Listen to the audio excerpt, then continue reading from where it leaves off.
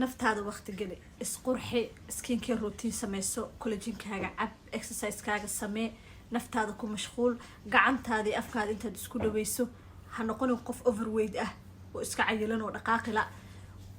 isqurxinta iyo isnadaaminta iyo maartay inaad tahay السلام عليكم ورحمة الله وبركاته ولا له وايد السلامي ميلو بأنتو كجوكتان وولاشي نجم NBR هالكا ديقا داوان السنة ونجم NBR channel سو دوادك عم فرق قلب فرينية سافئة حدا جامعة دكي ماذا أنا قد نوادالنا هاي وحاكو هاي waxaa isla asxaabtaada caawa hal video uga tur intaada seexanin inaa mashquushida laga yaabaa caawa waxaan rabaa inaan ka hadlo gabdhaheena Soomaaliyeed qodobada aan iska saxeeno markay noqoto inaan guursano haddaadan guursanin way ku anfacaysaa haddaad maanta xaas aad tahayna isdaba qabo videogan markaad dhamaysatid waxyaabaha inta badan maanta anaka depressionka iyo stresska nagu furaya waxaa kamid ah inaanan kala garanaynin waajibaadka uu ilaahayga waaxidka weynaa anaka as a wife uu nasaaray iyo waajibaadka as a husband uu ninka ilaahayga waaxidka weynaa uu saaray waxaad u malaysaa gabadha Soomaaliyeed culays uu Allah subhanahu wa ta'ala uu ayada ka qaaday uu ninka saaray inay kor ka saarato waqaladaadka aadka siyan aan sameeyno oo noo keeno inuu depression ugu kaco noo keeno inaan waalano noo keeno inaan baraha bulshada soo istaagno qaylino ayaa rabaa caawa wax yar inaan ka hadlo haddaad xaas tahay arrintan aad mal hore ku dhaqaaqday isku day inaad hadda isdaba qabatid haddaad hadda guriga ku cusub tahayna isku day inaad arrintan aad iska saxdid haddaad rabto inaad guursato hadda kadibna isku day arrintan inaad iska saxdid qodobka koobaad waxaa waaye markaad isguursataan adi ninkaaga waajibaad Allah la waajibaadka uu ilaahayga waaxidka weynaa saaray ninkaasi faraha ooga qaad waajibaadkii uu ilaahayga waaxidka weynaa saaray faraha ooga qaad ama Mareykan joog ama Yurub joog ama ma aragtay Afrika joog meesha rabtid joog ninka ilaahayga waaxidka weynaa waajib uu saaray waajibkaas oo ah inuu noqdo husband abo maartay dad husband oo maartay provider good provider ah inuu maartay reerkaasi u noqdo maartay inuu biilasha bixiyo inuu kiraha bixiyo inuu internetka bixiyo inuu ilmihiisa wax u qabsado inuu maartay uu gurigiisa biilashiisa uu ku filnaado horta ninkaaga u daa oo oga har haddaad ceer qaadanaysay haddaad ceer tuugsanaysay haddaad gaalo tuugsanaysay saacadan wixii ka bilaabo ninkaagana uu shaqeynayay oo biilashi aad gaaladana ka tuugsanaysay saacadan ka bilaato waxa dhan inta soo jirtay ninka farta ka saar mas'uuliyadihiisa wixii uu gaal kugu caawinaya income yari darteed adigoo sheegtay ninkaaga inta soo gasho oo dhaqaale ah ilaahay kuma dara adiga waxa ku soo gal intaad sheegteen waxay gaalada idin ogolaatay waa gooni laakiin haddaad tahay hooyo wax kala qariso ninkeeda uu maanta lacag haysto oo haddana section 8 iyo full stamp iyo gaalo hoos taagan oo tuugsanayso oo ma aragtay guri dawladda ay ka bixinayso oo ayada intay shaqayso ilmaheedii dharkeedii adduunkeeda u gadanayso oo ninkaasi laga yaabo dameer qaaqa markay dhahdo 500,000 shilin maart inuu saa ugu soo tuuro haddaad tahay jooji waajibaadkiisa oo dhan buug iyo qalinta ugu soo qortay waxa dhala saaxib waajibkan ilaahay buu ku saaray adigoo 20 jir ilmaheyga gaal uma tuugsanay u shaqayso haddaad Yurub joogtid iyo haddaad Mareykan joogtid qodobka koowaad waa hana ka cabsanina sidoo ilaahay idin farahadaad guriyihiina u dhaqdaan waa huwaal isminacaysiin ma aragtay buuq iyo qayl dhexdina kala dhalmanay haddana sidad quman baad u dhaqmanaysaa qodobka koowaad waa qodobkaas iska soo sax qodobka labaad waxa waaye markaad tahay xaas ha iska dhaadhicinin inaad ninka lacag aad maaragtay oo xaq gurigaas iyo waajibaadka guriga uu lahaa inuu bixin waayo inuu adiga kugu jeclaanayo ama inuu adiga kugu soo dhawaanayo ceeb ma aha labada qof oo isla joogo isla nool inay wax wada qabsadaan inay maartay xoolo isla sameystaan inay wax isa siiyaan ceeb ma aha laakiin waajibaadku ilaahay saaray ninkaas inaad ka qaadid oo aad gaalo korsaartid ama aad naftaada korsaartid qof horta kuguma jeclaanayo ilaa inuu kaaga sii fogaado mooye taasan horta iga hoo midda kale labaad waxa waaye mar walba waxaan ku qaylinaa waxa la yiraahdo qofkan bil aadanka ah time ima siiyo waqti ima siiyo saan waaye kan waaye kuus waaye ma aragtay uu iska socdaa guriga ma imaado saan way kan waxyaabahaas oo dhan aan maalin walba ku meeraysanaa waqtiga marka la is siiyaan raba noocan hadii lagu siiyo waxa tahay gabar waqti la siiyo isku day inaan waqtiga micnihiisa fahano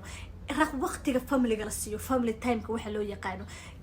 inteena badan ma fahansanin wiilashana ma fahansano gabdhahana ma fahansano waxaa jira waxa loo yaqaano quality time iyo quantity time oo ninka reerkiisa siiyo. quality time waxaa ka mid ah waqtiga ay reerku wada qadeynayaan, inuu ninka gurigiisa qada ama quraac inta u imaado hal meel miiskii wax lagu wada cuno, la wada sheekaysto iyadoo la faraxsan yahay, aanan wax telefoon iyo qashin la use garaynaynin, in labadaasi qof ay wada sheekaystaan ay si qurux badan cuntadii u wada cunaan. waxa quality time kale uu ninka gurigiisa siiyo waxaa ka mid ah ninka inuu gurigiisa xilli hore usoo hoydo, ilaahu may noqoto 20 daqiiqo 30 daqiiqo may noqoto ay labada qof wada sheekaystaan. waxaa loo yaqaan quality time. 30 minutes oo fresh hadaad wada sheekaysataan, 30 daqiiqo hadaad wada sheekaysataan waa quality time. waa sidoo kale maalmaha fasax uu yahay, haduu yahay aaba gurigiisa intuu maalinta fasax yahay, gurigiisa aan ka bixin fadhi ku dirar iyo qashin aan aadin, ilmihiisa la sheekaysto, xaaskiisa la ciyaaro, halkaasi wixii markaas la wada cuni karo la wada cuno, aan maartay maalintaas gurigiisa joogo, waa quality time. aabahaas asaga ah gurigiisa iyo xaaskiisa iyo ilmihiisa wuxuu siiyay waqti. nin nooca hadaa haysatid cagaha dhulka dhig, gurigaaga dhaqo, indhaana fag kala sii. taasaan ku leeyahay. mid kale oo aan rabo aadka u muhiimsan oo rabo inaan ka hadlo waxay tahay masiirka masiirtid maxuma qofka markaad ku aragtid masiir oo aad ku aragtid inuu wax shukaansanayo, aad ku aragtid inuu ciyaal naagood uu yahay, aad ku aragtid yes I agree with you, ka hadal waad ku saxan tahay, laakiin ha isku dayin waxaanan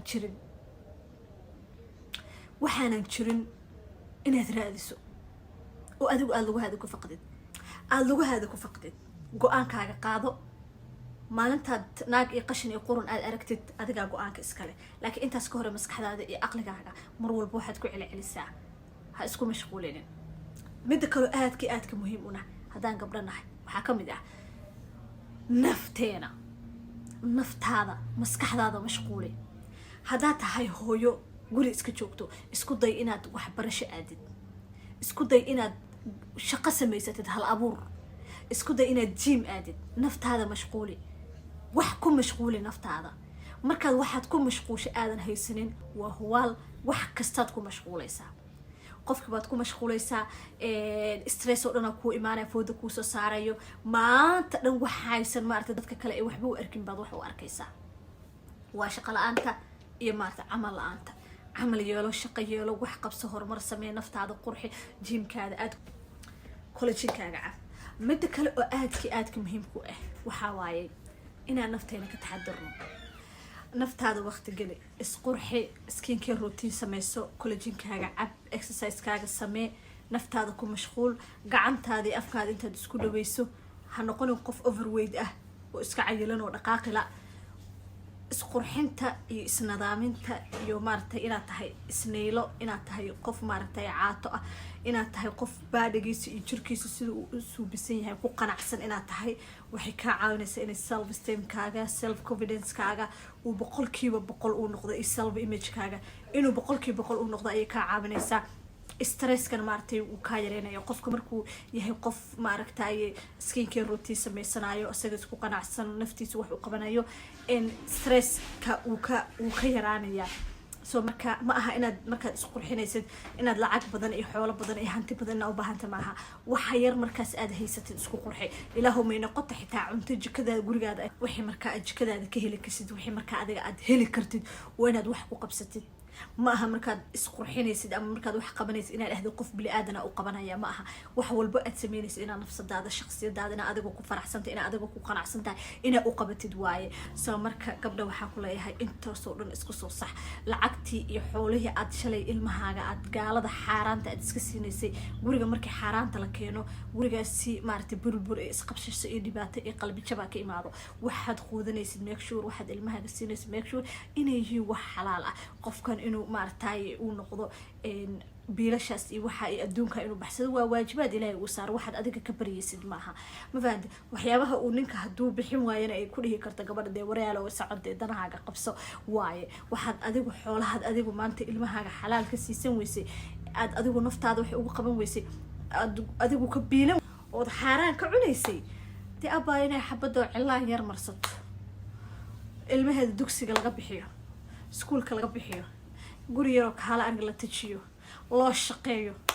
dee danta abay keenayso. ilaa adiga xalaal waa qaadan weysa. Samoolid marka isku kalsoonaada, cabsidana iska daaya. cabsida waxa la yiraahdo iska daaya adduunkan ilaahay baa ku keensaday nin kale uma noolid ilmo kale uma noolid naftaada u nooshahay ilaahaygaada u nooshahay marka waxaan aad maartay buufiska iyo qalalaasada isku furaysaan iska daaya haddaad reerkaaga gurigaaga u baahan tahay ninkana same shit gurigiisa reerkiisa uu u baahan yahay sidaas nabadgelyo aad kaga tagay assalaamu calaykum waraxmatullaahi wabarakaatu waa mar kale iyo video kale cusub insha allah next time hadii ilaahay awood la karaal noqdo ha ilaawin inaad videoga like gareysid oo aad subscribe ka noo saartid channelka lana share garay asxaabtaada kale peace allah assalaamu calaykum waraxmatullaahi wabarakaatu jibaadkii uu ilaahayga waaxidka weynaa saaray faraha ooga qaad ama mareykan joog ama yurub joog ama ma aragtay afrika joog meesha rabtid joog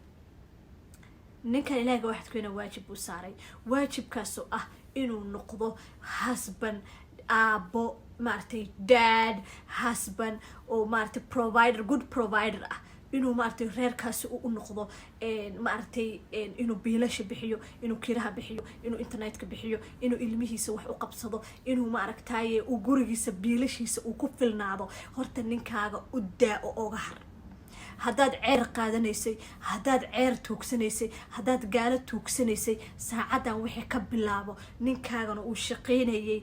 oo biilashii aad gaaladana ka tuugsanaysay saacadan ka bilaabto waxaa dhan intaa soo jirtid ninkaa farta ka saar mas-uuliyadihiisa wixii uu gaal kuga caawinayo income yari